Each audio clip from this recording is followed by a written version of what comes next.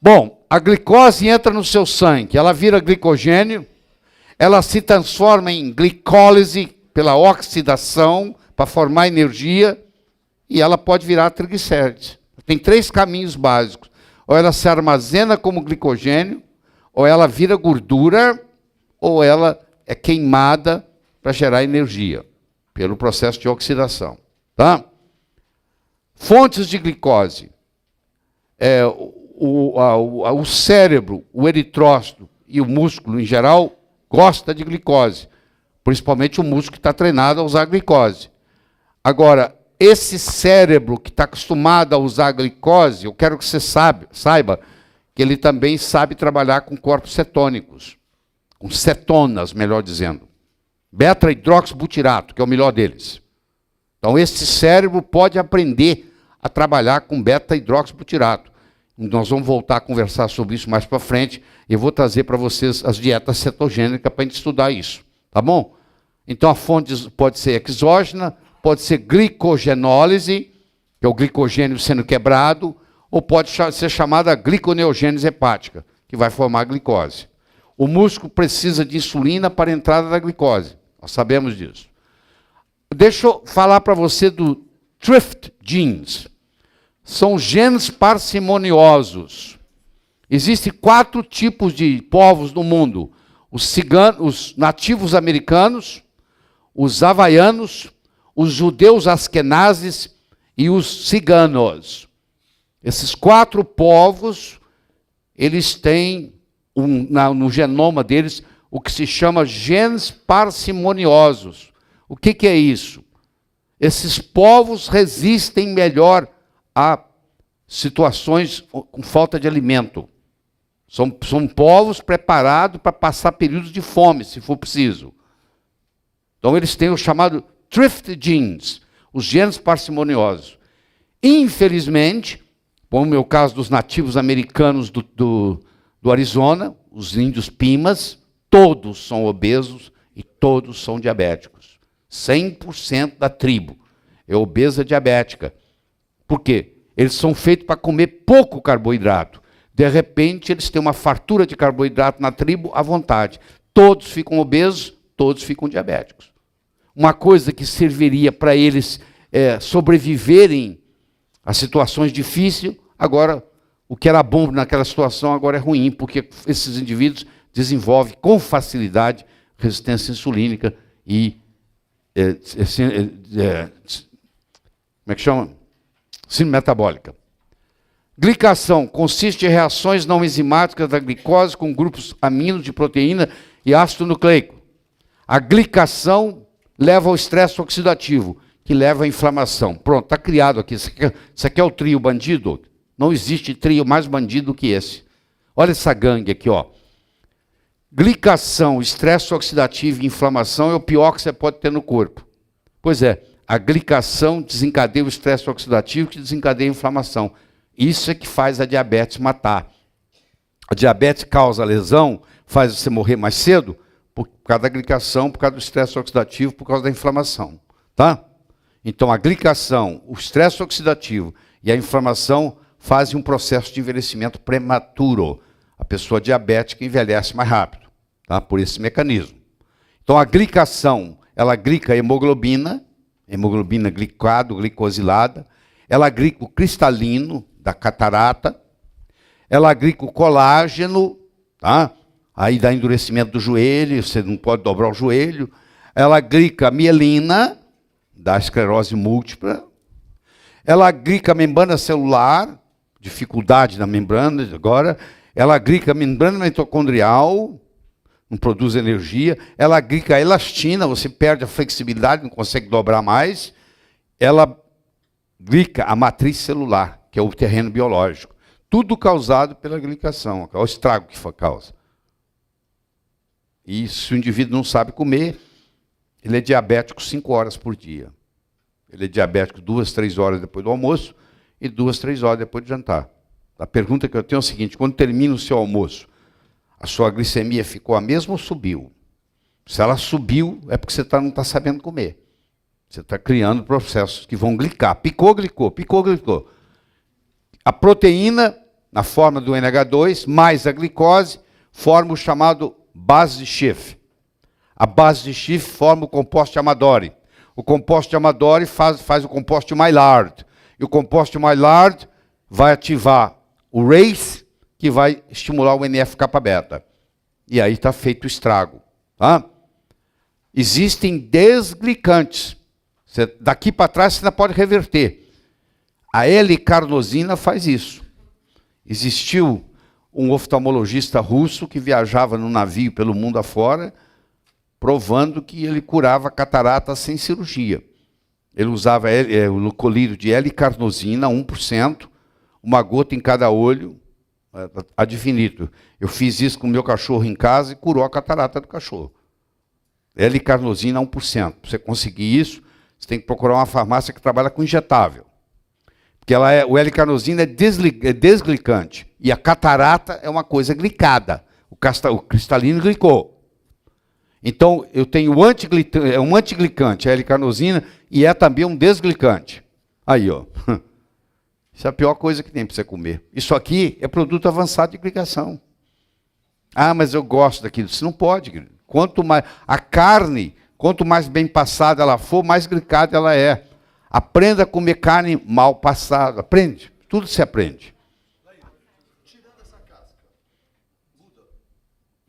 muda. Como assim? Você tirou a parte queimada, está tudo bem. Está tudo bem. Você tirou a parte queimada, mas acontece que tem gente que gosta de comer a parte queimada. Esse é que é o problema. É a reação de Maillard. É o sucrilho. Sucrilho, ó. Você conhece sucrilho? Em Baracai? Sucrilho. É tudo queimado. Ele é todo queimado. Aquele queimadinho do sucrilho é AIDS. Tá vendo? O lado... Oi. Eu sei, querida. É um pãozinho, aquele pãozinho queimadinho, pouquinho, é mais largo. Entendeu? Posso fazer o quê? Então, aqui, ó. Deixa eu mostrar aqui. Estranho, eu dobrei a ingesta das novas batatas saudáveis do McDonald's e continuo aumentando de peso. É difícil encontrar isso. Até o próprio Davi engordou, pô. Você viu que ele engordou, diminuiu o pênis, né? Engorda, diminui o pênis. Está com síndrome da... Isso aqui chama síndrome metabólica. Chamada síndrome X. Alguém tem ideia por que começou a ser chamado de síndrome X? Porque tinha 4 coisas. Resistência insulínica, hipertensão arterial, dislipidemia e obesidade. O cara que fez pela primeira vez, ele fez um desenho assim, ó. Mostrou as 4. E ficou aqui, está parecendo um X. Vamos chamar de síndrome X? Gerald Haven, na Universidade de Berkeley, nos Estados Unidos, foi que fez isso pela primeira vez. Como ficou parecendo um X, ele chamou de síndrome de X, que hoje se chama síndrome metabólica. Resistência insulínica, hipertensão arterial, obesidade visceral e dislipidemia. Isso aí é o quarteto da síndrome de dislipidemia. Claro que a genética contribui e o ambiente mais ainda, né? Aqui, ó, Gerald Haven. Gerald Haven, em 1988, escreveu isso, a síndrome X. Então, causas de resistência insulínica. Desidratação produz resistência insulínica. Você tem que pedir ao seu paciente diabético para beber mais água. Infecção crônica causa resistência insulínica. A obesidade per se causa resistência insulínica. Aumento da glicemia causa resistência insulínica. E o aspecto genético, que eu acabei de mostrar para vocês, os genes parcimoniosos, os genes Thrift genes, causa resistência insulínica. O perfil lipídico na síndrome metabólica, aumento do colesterol, diminuição do HDL, aumento da relação LDL-HDL, aumento da LDL oxidada, aumento dos triglicérides e aumento da relação triglicérides-HDL, que é a pessoa mais... A única coisa que interessa é isso aqui. No lipidograma que você tem no Brasil, a única coisa que salvou foi isso aqui. O resto não serve para nada. Vão vir novos lipidogramas, que vocês vão ver que são todos diferentes, que vão chegar ao Brasil. Não chegou ainda, está chegando, que vai mudar tudo. Mas isso aqui sobrou. Então, se eu pego o triglicéride no sangue, divido pelo HDL no sangue. Se essa relação for abaixo de 2,5, eu não tenho nada que me preocupar no que diz respeito a lipidograma. Se ela for acima de 2,5, o risco começa. Para ter resistência insulínica, isso aqui me dá duas coisas com a caixa dada só. Resistência insulínica, tá? E LDLs de tamanho pequeno e densidade alta, que são as malignas. Você tem 11 LDLs, como você já viu comigo, só 2 são malignas. As outras são neutras ou benéficas. Então, a síndrome metabólica tem obesidade abdominal, tem dislipidemia, tem aumento da insulina, tem citocinas inflamatórias, tem fatores protrombóticos e tem hipertensão arterial. Estou em um programa de perda de peso, já por 6 semanas. Sério? Quanto você já perdeu? $500. Desculpa aí que não está saindo fora da coisa. Tá? Mas aí isso acontece. Quando você faz uma perda dessa, esse indivíduo emagreceu 35 quilos em 135 dias e vem mantendo o peso já por 4 anos, ele não necessita mais de medicamento para hipertensão e para o colesterol elevado. Só isso aí baixou o colesterol dele e baixou a hipertensão dele. Isso acontece aqui, ó. Emagreceu 41 quilos em 5 meses e está mantendo o peso há 4 anos. Olha lá o processo que vai caminhando. Quando nós trabalhamos com... Quantos de vocês trabalham com HCG? Deixa eu ver a mão. Beleza, hein? Maravilha, hein? Se eu fizesse essa pergunta 3 anos atrás, não era ninguém. Olha a quantidade, 50% da sala já trabalha com HCG. Isso é ótimo. Aproveite, viu? Eles vão tirar do mercado. É bom demais. Desde o primeiro dia que eu dou aula de HCG, eu falo isso, ó. É bom demais. Vai sair do mercado. Nós vamos ter uma manhã inteira aqui sobre HCG, tá? Bom, o grande segredo é que se deve ficar saudável para emagrecer e não emagrecer para ficar saudável. Ah, eu preciso emagrecer para ficar saudável. Não, você tem que ficar saudável e aí emagrece, tá? Vamos começar devagar. Na sua dieta para emagrecer, eu gostaria, a princípio, que você jejuasse entre uma ingestão e outra, de qualquer alimento. Ou seja, você não vai comer quando você não estiver comendo. Olha, bem interessante, né? Quando você estiver comendo, você come. Quando você não estiver comendo, você não come. Tá bom? Resume-se nisso. A história da conduta nutricional vigente nos últimos 30 anos e suas consequências na saúde, sobretudo na epidemia de obesidade, presente praticamente em todo o planeta Terra. O que a dieta de Atkins e a dieta japonesa têm em comum, você sabe? As duas funcionam. As duas funcionam. A dieta de Atkins tem muita gordura e pouco carboidrato. A dieta japonesa tem pouca gordura e muito carboidrato. E as duas funcionam. Porque nenhuma das duas tem frutose. Essa é a resposta. Nenhuma das duas tem frutose. Tá? Se você pegar aqui a dieta de Atkins e a dieta japonesa, nenhuma das duas tem frutose. E estão um dos segredos, por causa que isso acontece. Ambas funcionam. Por quê? Porque nenhuma das duas tem frutose. Se você pegar um americano hoje de 26 anos, 1,82 m, pegar um americano de 26 anos, 1,82 m, há 25 anos atrás, o americano de hoje pesa 11 quilos a mais. Per capita, nos últimos 25 anos, os Estados Unidos aumentou 11 quilos por pessoa per capita. Ou seja, distribuído para todo mundo dá assim, 11 quilos por pessoa. 2/3 dos americanos são sobrepeso, 1/3 dos americanos são obesos, tem índice de massa corpórea acima de 30. Aqui, os americanos pesam hoje, em média, 11 quilos a mais do que há 25 anos. O NHANES mostrou isso. National Health and Nutrition Examination Survey. Vocês estão acostumados a usar o índice de massa corpórea, que é uma coisa que quebra o galho, vocês vão ver que não serve muito, mas quebra o galho. Aqui está a relação, menos de 18, 18 a 24, normal, excesso de peso até 29, obesidade tipo 1, obesidade tipo 2 e obesidade mórbida acima de 40. Índice de massa corpórea, como você deve estar lembrado, é o peso dividido por quadrado da altura em metros. Índice de massa corpórea não mede quanto existe gordura corporal. Aqui, ó. Eu tenho aqui uma mulher com uma obesidade mórbida e eu tenho aqui um sueco que foi há 5 anos atrás o homem mais forte do mundo. Eles têm podem ter o mesmo índice de massa corpórea. Pode ser que eles tenham até mais, porque músculo pesa mais do que gordura. Eles têm o mesmo índice de massa corpórea. Esse aqui ela é patológica, doente, e esse cara é um super atleta. Ou seja, o índice de massa corpórea não determina a composição corporal. Se você observar os Estados Unidos, você vai acompanhando a obesidade, ela vem aumentando.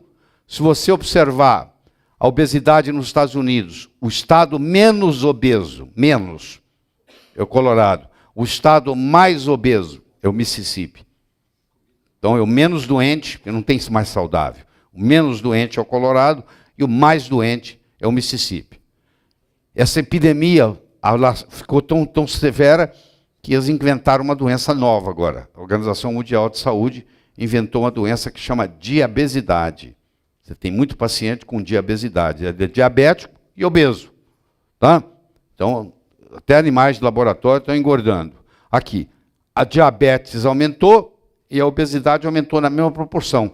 Então, elas são irmãs gêmeas. Cresce uma obesidade, cresce outra. Por isso que chama diabesidade. Então, se o paciente ou o senhor tem, a senhora tem diabesidade. Avaliação da composição corporal. Você tem a massa magra e a massa gorda. Analisador biométrico de impedância, o metabolismo basal, o índice de massa magra em libra multiplicado por 14. 1 pound igual a 0,453 quilogramas. Já mostramos isso aí. É o modo mais barato que eu conheço de você fazer o analisador bioelétrico de impedância. Você compra uma balança Tanita. Quanto é que custa? A Kátia, você que estava falando que tem uma. Quanto é que custou? Você lembra? Hein? Uns 800 o quê? Não, dólar não, real, né? Real, que isso, real. É muito barato. Ela determina a massa óssea, determina a massa muscular, determina a gordura total, determina a gordura visceral, determina o peso, o metabolismo basal, a quantidade de água que você tem no corpo, a sua idade metabólica, tudo feito com isso. Sem problema. Você pode também simplesmente medir com uma fita métrica. A mulher tem que ter menos de 80 a 94 ela tem excesso de peso, acima de 94 ela está obesa. O homem tem que ter até 88, de 88 a 102 sobrepeso, acima de 102 obesidade. Agora, toma cuidado também para você ter de menos. Você pode ter gordura de menos. É o caso desse indivíduo aqui. Ele tem gordura de menos. Qual o problema? Todo tóxico é lipossolúvel. Todo veneno é lipossolúvel. 99,99% dos venenos são lipossolúveis. Se você não tem gordura nenhuma e que você ingere um veneno, ele vai para o seu cérebro, porque lá é lipossolúvel. Então também tudo não é 8 nem 80. Você pode exagerar e ter muito baixo nível de gordura. E você está correndo o risco de ter intoxicação cerebral se você entrar em contato com qualquer toxina que é lipossolúvel. Então a genética mais o ambiente, a genética não mudou nos últimos 100 anos? Não, ela não mudou nos últimos 50 mil anos. Não houve mudança genética. Nos últimos 50 mil anos. O nosso ambiente mudou nos últimos 100 anos? Muito. A sua bisavó comia uma comida bem diferente da sua, nem se compara. Então, o que é o responsável? A genética não mudou, o ambiente mudou. O que está acontecendo não tem nada a ver com a genética. Fica querendo procurar desculpa na genética. A genética não mudou. A explicação não está na genética, a explicação está no ambiente. Eu tenho que ver o ambiente. Quem é responsável pela epidemia da obesidade? O ambiente. É o ambiente. Só que você aprendeu a história das calorias, que é uma piada. Isso é uma piada. Você tem que comer menos e fazer ginástica. Essa orientação tem 50 anos. O pessoal só vem engordando. E manda você comer menos e fazer ginástica. Comer menos e fazer ginástica engorda, meus amigos. Porque vem engordando, o mundo vem engordando, comendo menos e fazendo ginástica. Há 30 anos atrás não tinha academia de ginástica, sabia? Não tinha. Ninguém fazia ginástica. Ninguém fazia ginástica. Eu corria na rua, eu era acadêmico de medicina, eu corria na rua, todo mundo falava, lá vem o louquinho, aquele cara é louco, olha lá, como é que ele é louco, olha lá, ele corre, olha que coisa absurda. Eu me lembro, o pessoal me gozando, para sair na janela para me gozar, porque o louco, vai passar o louco aqui, olha lá, que passa esse louco, passa aqui todo dia, porque eu corria. Isso não existia não, querido. E o pessoal agora tem academia em toda a esquina, o pessoal continua mais gordo. Tá?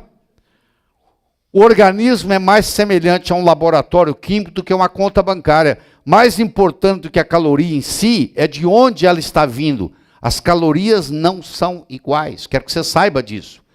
Há hoje, no mundo, na epidemia de crianças obesas com menos de 1 ano, hoje tem uma obesidade infantil de 6 meses.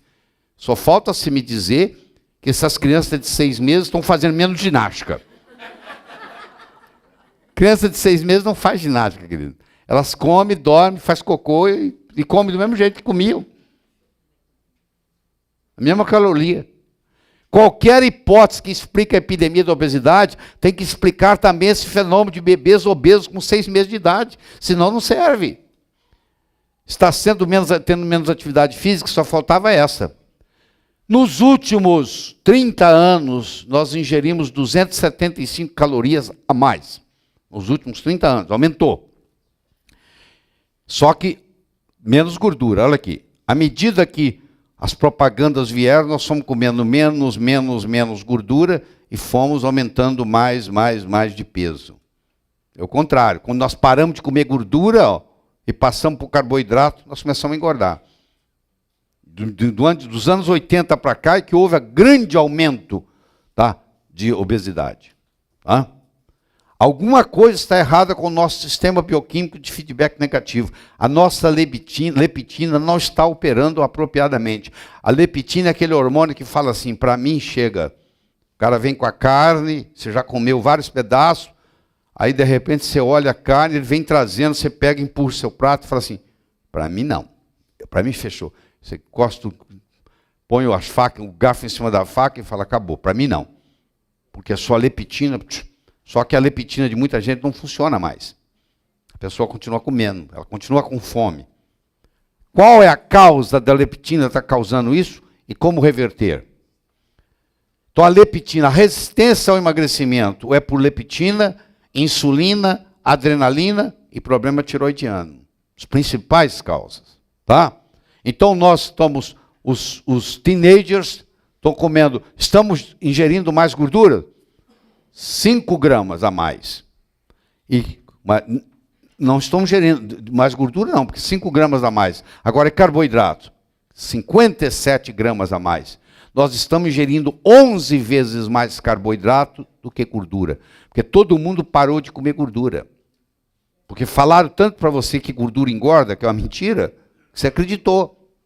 Que gordura aumenta colesterol, que é a maior bobagem que tem, colesterol não é gordura, a maioria dos cardiologistas não sabe disso, que colesterol é um álcool, não é gordura, põe isso na cabeça. Colesterol não é feito de gordura, colesterol é feito de carboidrato no fígado. E a maioria dos cardiologistas não sabe disso, porque a lavagem cerebral da empresa, da indústria farmacêutica é tão grande que pergunta para o cardiologista, ele pensa que gordura aumenta colesterol. Ele pensa que colesterol é gordura. Ele pensa que colesterol é feito de gordura. Tá? Então o que nós estamos ingerindo é carboidrato. Daquilo que ingerimos há mais de 30 anos, a quantidade de gramas é 11 vezes maior para carboidrato do que para gordura nos últimos 30 anos. E nos últimos 30 anos, nunca o mundo engordou tanto. Tá? Então aqui nós temos, em 1700... um americano comia 2 quilos de açúcar por ano. Em 1800, ele passou a comer 9 quilos de açúcar por ano. Em 1900, ele passou a comer 45 quilos de açúcar por ano. No ano 2000, ele come 180 quilos de açúcar por ano. Sabe o que é isso? Tá? O que é o açúcar? Ele é metade glicose, metade frutose. Por que estamos ingerindo mais calorias hoje que há 30 anos? Fomos adestrados para ingerir uma dieta baixa em gordura. Tem que ser assim, todo mundo é assim, tem que ser baixo em gordura. É igual esse cachorrinho esperando a fila para fazer xixi. Olha lá. Olha que interessante, aqui ó.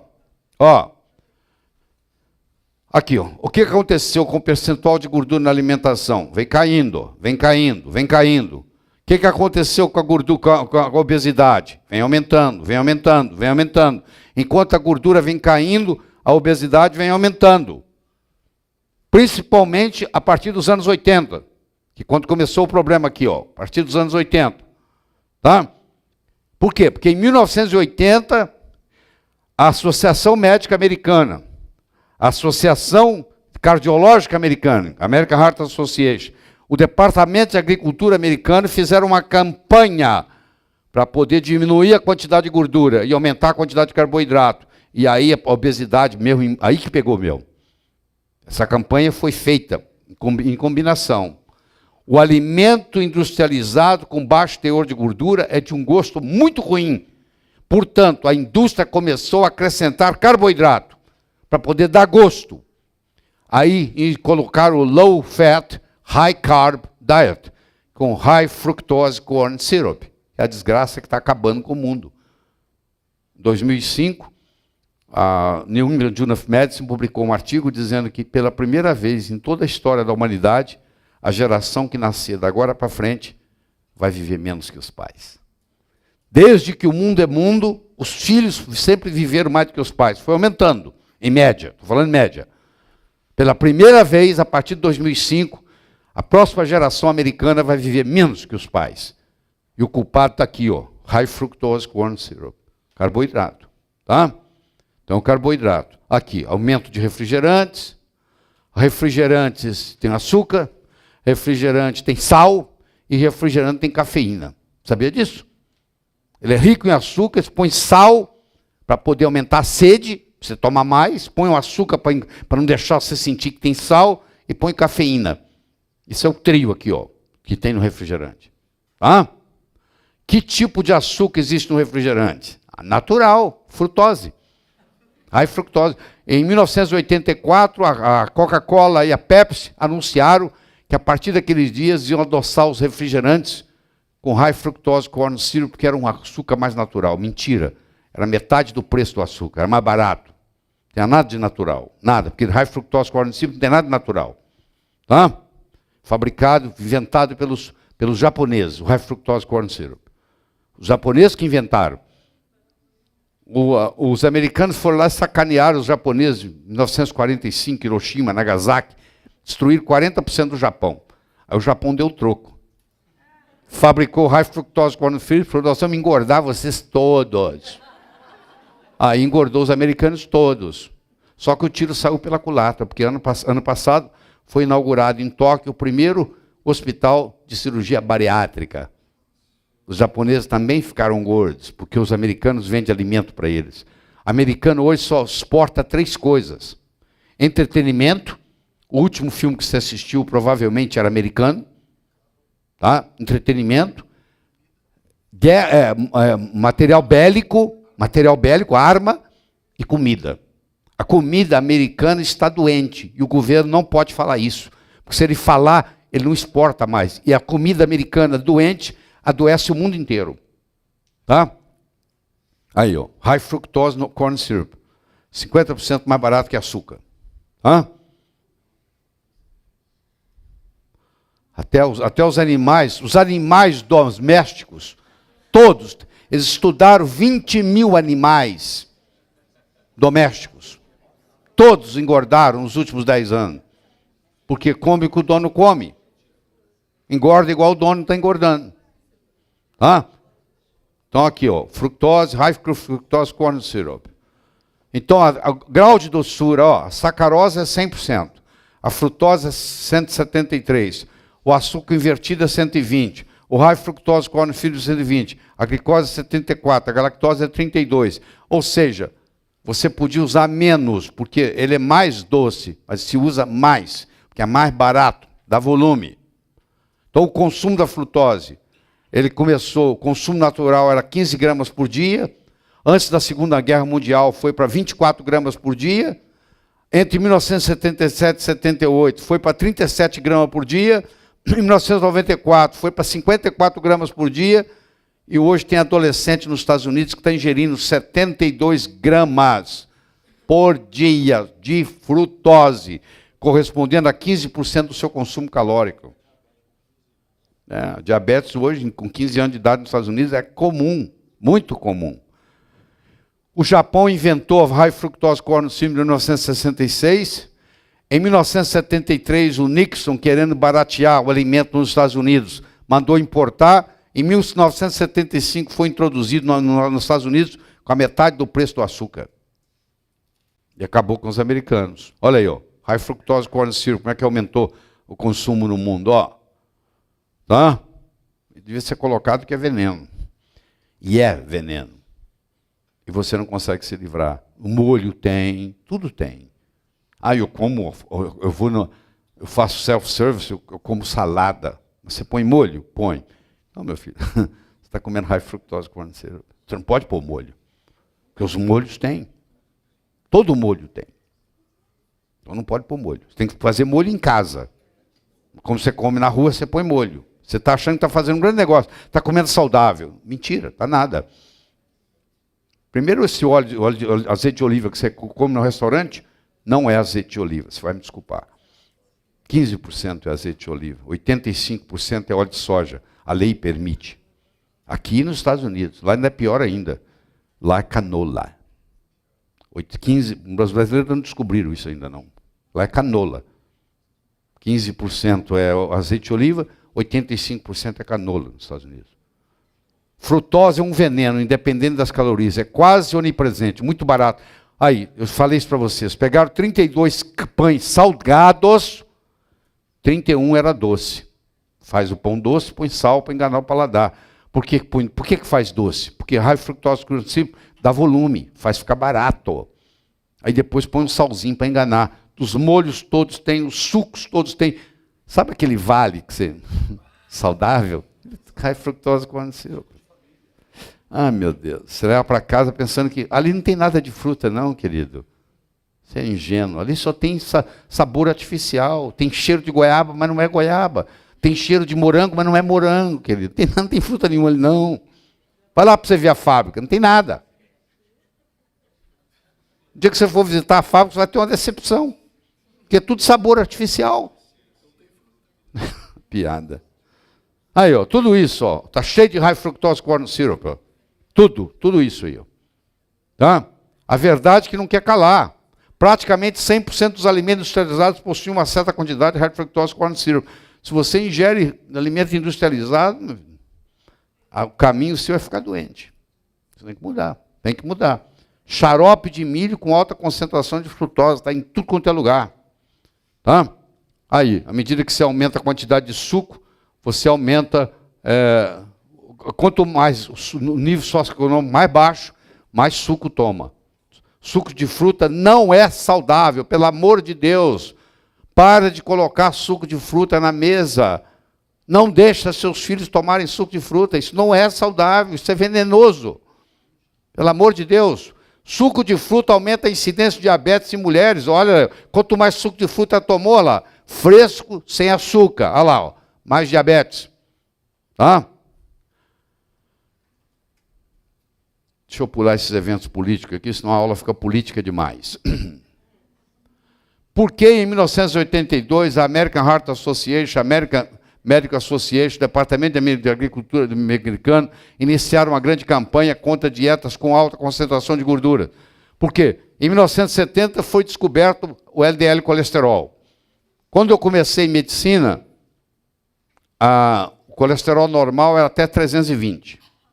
Aí depois veio essa história de que tem LDL, o colesterol ruim, e HDL é colesterol bom, que vocês já viram comigo que é uma piada. Para os anos 70, eles chegaram à conclusão que a dieta gordurosa aumentava o LDL. E se a correlação, o LDL aumentava infarto, então fazia uma correlação, se você diminuísse gordura, você ia diminuir infarto, que não aconteceu nada. Diminuíram a gordura e os infartos continuaram aumentando. Portanto, foi aumentado, não aconteceu nada, isso tudo é conversa fiada.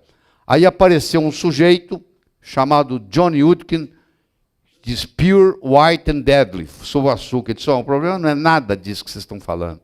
Ele já falava naquela época. Isso aí é o açúcar. É o aumentar o carboidrato, é aumentar a frutose que causa isso. Aí veio aquele estudo que eu mostrei para vocês dos 7 países, que parecia que tinha uma correlação entre gordura e morte cardíaca, que na realidade não era nada disso. Que esse cara viveu 101 anos, sabia? Viveu 101 anos. Hein? Não, ele mesmo não. A dieta dele era totalmente diferente. Alguém contou, explicou, já conversou comigo, que conheceu ele. Se ele falava uma coisa, na hora de comer, ele comia outra. Não era nada que ele falava em público. Ele comia gordura, ele comia pernil, comia leitoa pururuca. Entendeu? A pessoa que conheceu ele já me contou. Mais de 30 anos de nutrição, baseando-se nos achados de estudo neste investigador. Aí, isso é o que ele mostrou. Ele mesmo falou, ó, correlacionou também com o consumo de açúcar, página 262 do livro dele. Ele mesmo falou antes de morrer, que aquilo se correlacionava com açúcar também. 30 anos de educação errada. Deixa eu pular isso aqui, porque senão nós não vamos sair daqui hoje. Aqui, esse exame vai chegar ao Brasil. Ao dia que chegar, você vai ficar sabendo. Ó, esse exame, ele foi... Aqui, onde é que está? Chama Ion Mobility Analysis. Não chegou ao Brasil ainda. Isso foi feito em Quest Diagnostic, New Jersey, no ano 2010. Tem 4 anos que eles descobriram que existem 11 formas de LDL. Grande, média, pequena e muito pequena. 2 só. Somente as formas menores, muito pequenas, são prejudiciais. Das 11 LDLs, só 2 são prejudiciais. E a maioria das pessoas não tem essas 2. Ou seja, está tratando por nada. Pelo contrário, está prejudicando. Dieta gordurosa aumenta a forma benigna do LDL. Se você comer gordura saturada, se você comer leitoa pururuca, você aumenta o LDL benigno. Eu não estou brincando, eu estou falando sério. Ingira mais gordura, coma mais leitoa pururuca, que vai te fazer muito bem para o coração. Muito bem. Isso está publicado no American Journal of Clinical Nutrition. Muito bem. Adulteração dos alimentos. Adição de frutose para melhorar a palatabilidade e o agente escurecedor. Remoção da fibra para maior durabilidade na glândula e facilitar o processo de congelamento e transporte de alimento. Introdução das gorduras trans para aumento da durabilidade e duração nas glândulas. O que isso fez? Adulterou os alimentos. Os alimentos deixaram de ser alimentos e passaram a ser produtos alimentícios. Não confundam uma coisa com outra. Alimento é uma coisa, produto alimentício é outra. Produto alimentício é uma coisa feita para vender. Tem nada a ver com a saúde. A pessoa pensa que é alimento, é produto alimentício. São todos prejudiciais, todos. Tá? Consultório no 17º andar do prédio. O que é isso aqui? Eu nem lembro mais o que é.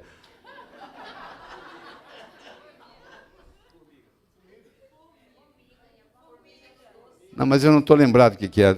Me desculpe. Não lembro mais. O metabolismo hepático da frutose é totalmente diferente do metabolismo hepático da glicose. Frutose não é glicose. Tá? Frutose não é glicose. 7 vezes mais glicação. Não inibe grelina, não diminui a fome. Não estimula insulina ou leptina. O metabolismo hepático é característico. Uso crônico sem fibra causa síndrome metabólica. Quem toma suco de laranja todo dia termina obeso e diabético. Eu estou falando de suco de laranja fresco sem açúcar.